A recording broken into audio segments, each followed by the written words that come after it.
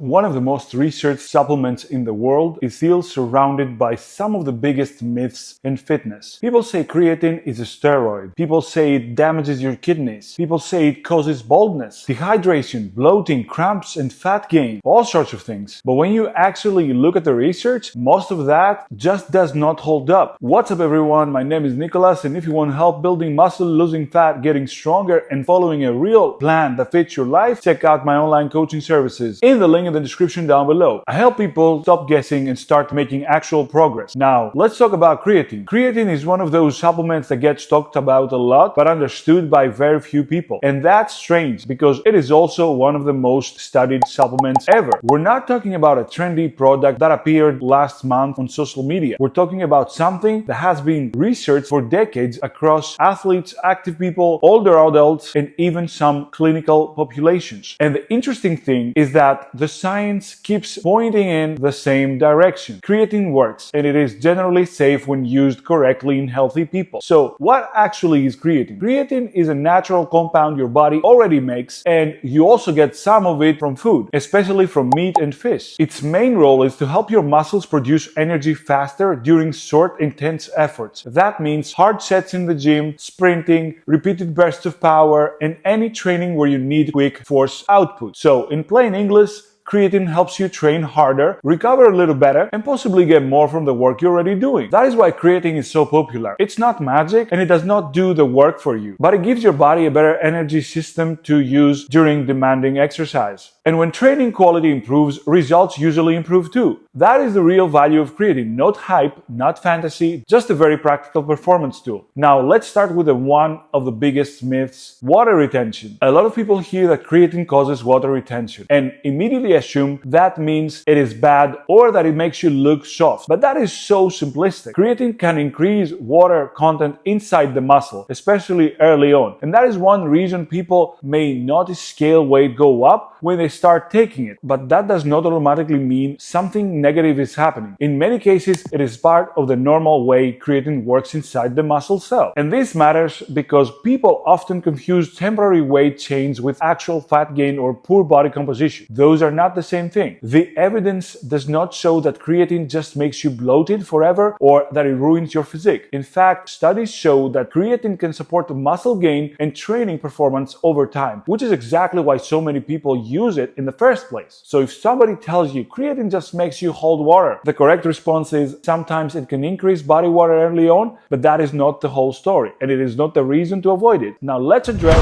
the steroid question, because that one keeps coming back. Creatine is not an anabolic steroid. That is a hard no. Steroids are synthetic versions of testosterone with a completely different chemical structure and a completely different mechanism of action. Creatine is not a hormone, and it is not a drug in that sense. What creatine does is support energy production, especially through the phosphocreatine system in muscle. That helps with power output, reps, and training volume. So while steroids and creatine can both be associated with better performance or more muscle, they are not remotely the same thing. And this matters because people often hear it helps build muscle and instantly jump to then it must be a steroid. But a lot of legal, safe, and natural tools can help improve training outcomes. Creatine is one of them. The difference is that creatine helps your muscles do their job better rather than dramatically changing your hormone profile. Now, let's move into another fear that refuses to die: kidney damage. For healthy people taking recommended doses, the research does not support the idea that creatine causes kidney damage or renal dysfunction. This myth has been around for years, but the evidence simply has not backed it up. One reason people get confused is that creatine can affect creatinine readings in blood work. Creatinine is often used as a marker of kidney function. So if someone does not understand the context, it can look like the supplement is causing a problem when it may not. That does not mean you should ignore health conditions. If someone already has kidney disease or a serious medical issue, they should speak with a doctor before taking any supplement. That is just smart practice. For healthy adults, using normal doses, the research overall is reassuring. And after decades of use and study, there still is not good evidence that creatine damages healthy kidneys. Now, let's talk about hair loss, because this one gets spread around a lot online. People like to say creatine causes baldness or speeds up hair loss, but the reality is that the evidence does not support a strong link. The concern mostly came from a small set of findings that were repeated and exaggerated until they became internet lore. The broader body of research research does not show that creatine causes hair loss in humans. So if someone is avoiding creatine because they are afraid it is going to make them bald, the current science does not justify that fear. That does not mean every single question is fully closed forever, but it does mean there is no solid evidence showing creatine causes baldness. Another old myth is dehydration and cramping. This is one of the most common things people say, especially in sports settings. The idea is that because creatine pulls water into muscle cells, it must leave the rest of the body dehydrated and most prone to cramps. But the studies do not support that idea. In fact, some research suggests the opposite, including fewer cramps and fewer heat-related issues in some athlete groups using creatine. So no, creatine does not appear to cause dehydration or muscle cramping in healthy people. That myth has been repeated for years, but it does not match the evidence very well. And that is why it is important to separate gym talk from actual research. Now, let's answer a very practical question. Do you have to load creatine? No, you don't have to. Loading is one option, not a requirement. A loading phase usually means taking around 20 to 25 grams per day for about 5 to 7 days, then dropping down to maintenance dose. That can saturate the muscles faster, which is useful if someone wants quicker results. But you can also just take 3 to 5 grams per day consistently and eventually reach the same saturation level. It just takes longer. My advice would be to take 1 gram per 10 kg of body weight. So if you want the simple answer, here it is. Loading is optional. If you want to get there faster, load. If you want the easiest, most practical approach, just take a daily maintenance dose and stay consistent. The research supports both strategies, but the smaller daily dose is often easier to tolerate and easier to stick with. And that brings us to dosage in general. For most people, 3 to 5 grams per day is enough. My advice would be, again, 1 gram per 10 kg of body weight, of ideal body weight. That is the dose that shows up again and again in the research, and my recommendation as well. You do not need a complicated protocol. You do not need a giant stack. You do not need to buy the fanciest version with the most marketing. You just need a reliable daily intake, and if you're using creatine monohydrate, that is still the best supported option by far. Creatine monohydrate is the form with the most evidence, the longest track record,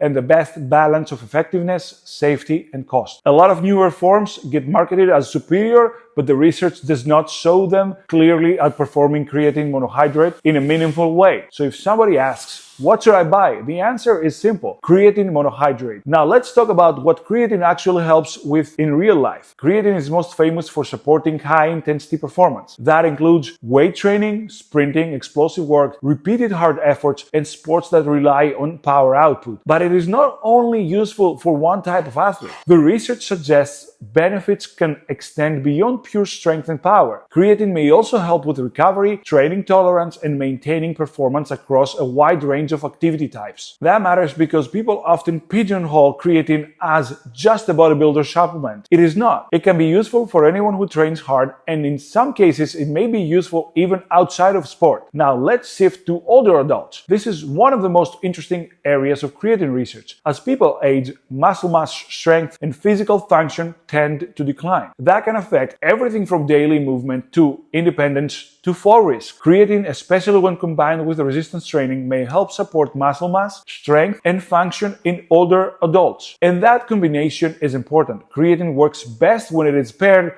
with a trained stimulus. It is not a replacement for exercise, it is a support tool. But for older adults trying to preserve strength and function, it can be a very useful one. The research suggests that creatine plus resistance training can be more effective than training alone in many cases. So the big lesson there is this: creatine is not just for young athletes chasing a bigger bench press. It may also have real value later in life, especially when the goal is preserving muscle and maintaining physical performance. Now, what about women? Creatine is absolutely relevant for women too. That is an important point because a lot of supplement marketing makes it sound like creatine is only for men. But the research shows benefits for females across different life stages. Women can benefit from creatine for performance, muscle support, and in some cases, training adaptation. There is also growing interest in how creatine may matter during specific life stages such as pregnancy, postpartum, perimenopause, and postmenopause. Although not every area has the same depth of human research yet. The main takeaway is simple: creatine is not a male-only supplement. Women train, adapt, recover, and age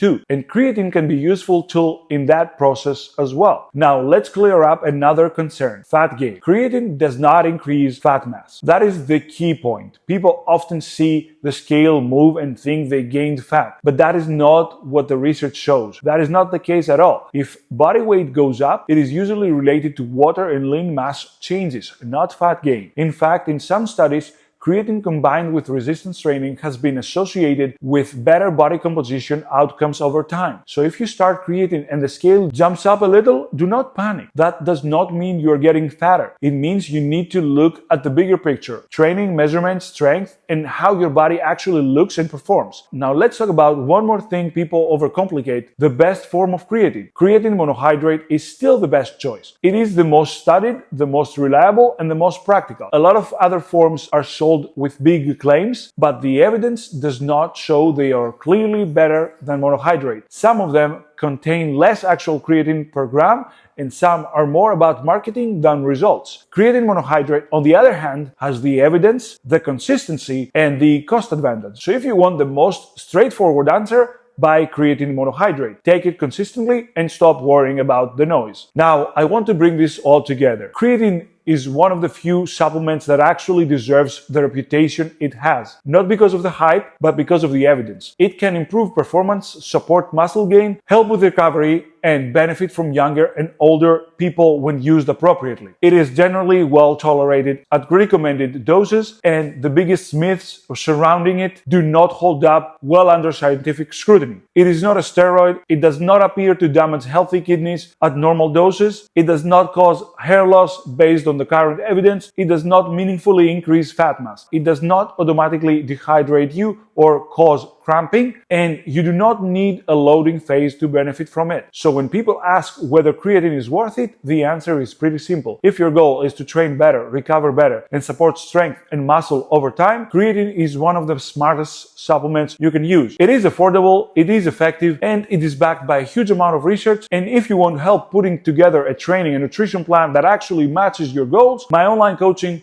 services are there to help you make that happen, because supplements are only one part of the picture. The real results come from having a plan, staying consistent, and doing the basics really well. So take the noise out of it, keep it simple. Creatine monohydrate, daily consistency, hard training, enough food, enough protein, enough sleep. That is the formula. And if you do that, creatine can be one very useful piece of the puzzle. If you made it this far, thank you guys for watching. I will see you in the next one. Until then, stay safe, stay healthy, and stay sexy. Peace.